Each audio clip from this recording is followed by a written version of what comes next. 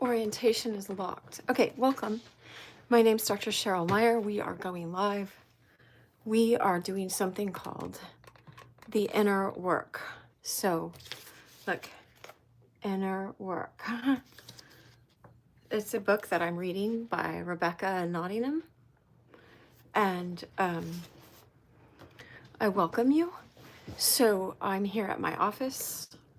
I am a psychologist, and this is my day job. But I'm just taking some time out for us to contemplate these things and not just contemplate them so we can feel like, oh, I'm so spiritual or I'm important because I'm contemplating these things. Like we contemplate them to act upon them. It's in Hebrew in the Old Testament. Um, there's this, and I'm sure you have to obey. There's this concept of hearing these truths and applying them to your lives.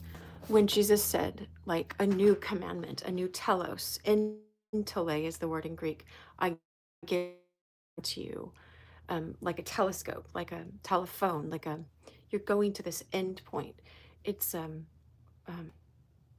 he said, love, agape love.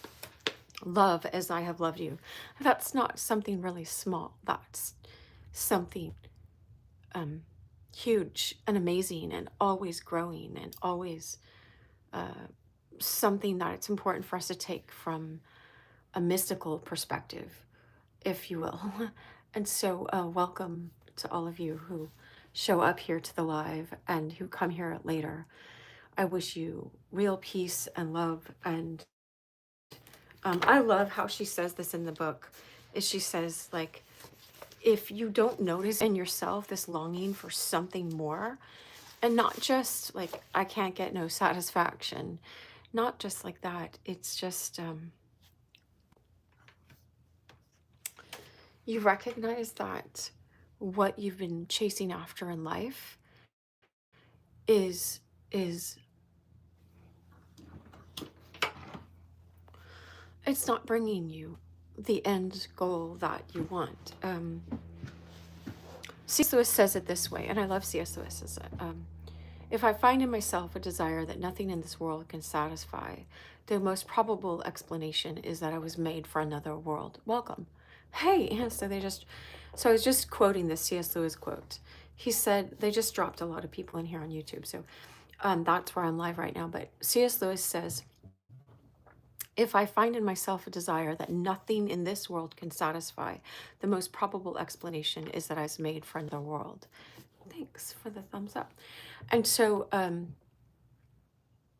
when you are aware of this, when you are aware that uh, I have this desire for something more, for more love, for more understanding, for more conscious living, for not just living mechanically. All right, so I'll start with this awesome example that she gives us in this book. Um, Welcome to all of you guys who are coming in right now. My name is Dr. Cheryl Meier. I'm a psychologist in my day job. That's one of my books that I wrote a long time ago. But I just am taking this time out. I'm volunteering this time so that we can grow in our awareness. Now, on some level, Jesus said, "You are the light of the world." So you already are this. Thanks for the thumbs up, y'all. God tells other people like this is good. But anyway, you know, look with that. And another way, he also said, those who, oh, that's funny. So those who, if you build your house on the sand, when the storm comes, that house cannot stand. If you build your house on the rock, then when the storms and the rains come, hey, welcome. Hi. Um, when you build your house on this deeper foundation, I love this thing. It's called Inner Work, and I'm just reading it lately, and because I'm always working on these things and wanting to understand them on a really deep and non-superficial level. But she says, okay, so imagine some guy, like I like using an example of a guy because then I'm like, oh yeah, we can look at it out there, but don't be afraid to look at your own self, right? It could be a girl as well. But this guy happens to be getting ready to go on a fishing trip. So he's happy. He gets the day off and he gets to go in quiet Zen chillness fishing. But he wakes up from this deep dream. He's sleeping and he wakes up early. And so he's just like gets all irritated because why did my look, I have a clock right here. Why did my alarm go off, at this early in the morning? And so then he remembers, oh, I'm get to go fishing today. It's my day off. So then he's happy. So he's irritated, then he's happy. Then he gets in the shower and gets shampoo in his eyes. So he's all irritated again. And then he comes out and he's going to put on his, this is the example she gives in this book. He puts on like, he wants to put on his favorite fishing shirt, with all the whatever it has on it. But he realizes it's dirty. So he gets all irritated again. And his wife was, said that she would put it in the wash or something, or she was planning to. And so he's all mad at her. But then he smells coffee, and he goes down to the kitchen and his wife woke up early to make him breakfast and coffee. And so he's like, so full of appreciation, like why was I going to get so mad at her when like she did this wonderful thing? And so on, it goes and goes. And so those are mechanical reactions we have to life. We, like are we meant to live like that, be pulled up and down by all these external things that happen in our lives? Or do you want to respond to life with a deeper base, a um, deeper love? Like I wear this heart, from a place that's not moved so much. Like I was listening to someone who posted a video last night, this woman named Kathy Zadai, and it was just like a prayer post, if you want to call it just that. She's really insightful because she gets like you can call it downloads from the causal realm, or just she prays a lot. She's present with God. But anyway, she was talking about this passage in the New Testament. I've been to this place called Ephesus. So this is Ephesians 6. That's where Ephesus is. That's where St. Paul wrote the book to the people in Ephesus. It's called Ephesians. But in Ephesians 6, it talks about putting on this full armor of God. And one of them were these feet shorn with the gospel of peace or something. But she was saying, like, this is a cool little fact, is that the Roman soldiers sometimes would have spikes on the bottom of their feet. And so when people were fighting them, their feet were dug into the ground. And so people couldn't push them over. They could, um, you know, stand their ground. And so if you have your feet, one second, I'm going to fix something. If you have your feet, you can still hear me, shorn with the gospel of peace, like if you have yourself grounded in this real sense of peace, then people can't, these external things can't move you. I was just fixing my shirt. These things can't move you. And so what does that mean psychologically, spiritually? Where does that leave us? And how do we get to that place? How do we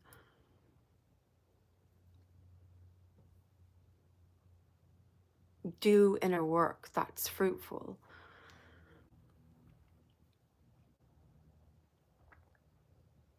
I made this video the other day, this like 3-minute video or less than 3 minutes, where I did 50 guy push-ups on the ground, 50 push-ups. And I was just like, look, it's not AI. It's called discipline. And I was just being funny, but I was also being real, because a lot of us, we can work really hard. Like people can work really hard to get more money in their bank account because they base their identity on the amount of money they have in their bank account. But then that can go away. And then what do you have yourself built on, or on how great our muscles look or something? If we were doing it for that, then, well, something can happen where you can't do that workout. And then what is your identity based on? Who are you? That's an important question to ask yourself. All right. And so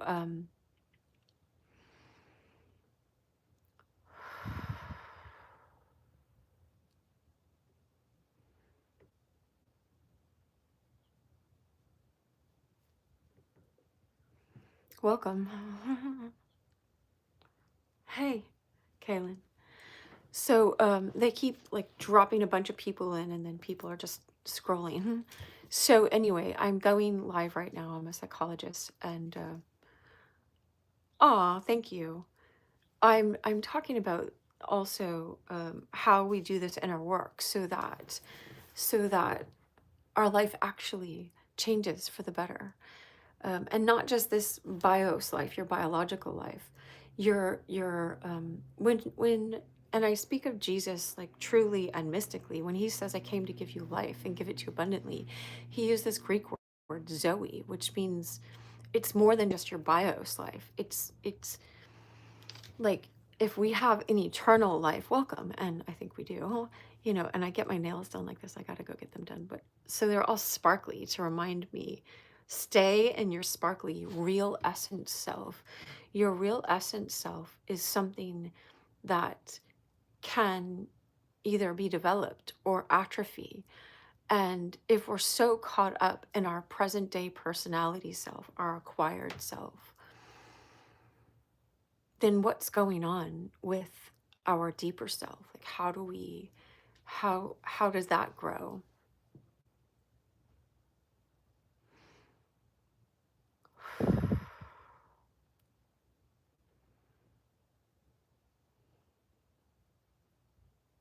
All right, so it's okay to pause every now and again, take a deep breath and wonder. And so um this book that I'm reading about called The Inner Work by Rebecca Nottingham, she's talking about how um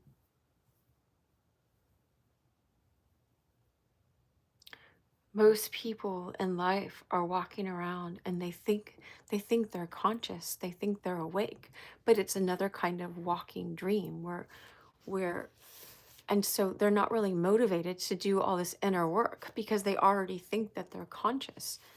But um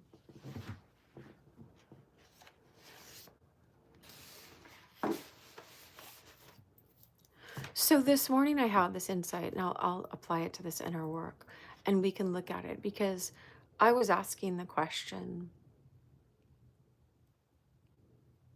It's so easy for us to look out there and go, oh, look at how that person's acting in a narcissistic way, and a narcissist, and, um, you know, we have to keep feeding them and filling them up. But it's important to look at, why do we do that? What's in us? What are we trying to get ourselves? How are we being transactional if they're being transactional? Once we recognize how we're being transactional, then we can stop that behavior, and then we don't have to worry about the narcissists in the world because we won't get hooked in. We won't get caught in to their way of, like I was explaining earlier, a mechanical reaction when we keep just responding to life out here. Like I was giving this example of some guy who's going to go fishing, and he spilled his coffee then on his shirt, and then he's all mad because he spilled coffee, and then his fishing buddy came to pick him up early, so he got all excited again, and it's just like one mechanical outward reaction after another. How do we live from a deeper place? If we understand mystically, again, that said Jesus always did. Oh, welcome. I'm so glad. Yeah, she just put, Caitlin, I hope it's okay for me to say that. I'm a Christian. I love Jesus. So that's awesome, because I was just going to say, and I think that's why I put the little dove to indicate, come on in, is because I am a Christian. So if we look at, it said that Jesus always acted from the will of the Father. If we think of the will of the Father as way up here, he acted from this deep place, and it affected his choices this way. If we always act mechanically from whatever's going on in the outside world, then this happens and we just react, and then